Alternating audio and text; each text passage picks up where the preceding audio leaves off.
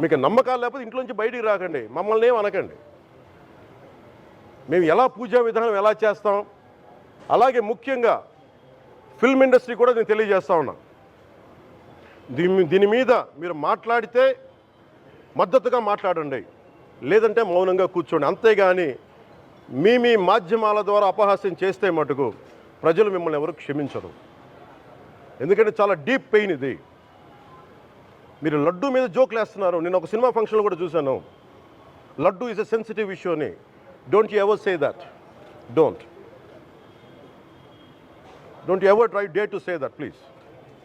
I respect you as actors, but when it comes to Sanatana Dharma, please, you have to think 100 times before you saying a word. One comment. Thank you. మీరు ఏ పార్టీలకు సంబంధించిన వైసీపీలో ఉన్న హిందువులందరూ ఏం చేస్తున్నారు? మీరందరూ పోటీ పడ్డారు కదా తిరుమలకి వెళ్ళటానికి. మీరు మర్చిపోయారా? ఇందులో ఈ పాపం మీకు కూడా వస్తుంది, ఈ పాపం మీకు కూడా తగులుద్ది. మీ మౌనం కూడా మొత్తం జాగ్రత్త, తరాలు నాశనం అయిపోతాయి. మీ మౌనం మంచిది కాదు.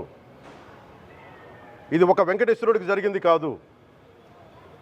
భగవంతుడికి నిరాకారుడు, ఆయనకి ఇవేం పట్టవు. మనం నమ్ముకొని ఆయనకి వెళ్తున్నది మనకి బాధ్యత ఇది. ఇంకా ప్రతి ఒక్కరు దీన్ని గుర్తుపెట్టుకోండి.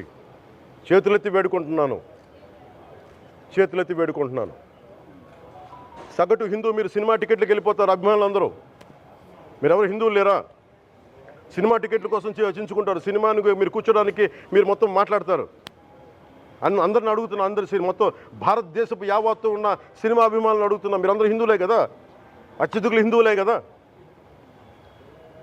మీకు బాధ్యత లేదా? మీకు మీ సినిమా హీరోలు, నేను కూడా హీరోనే.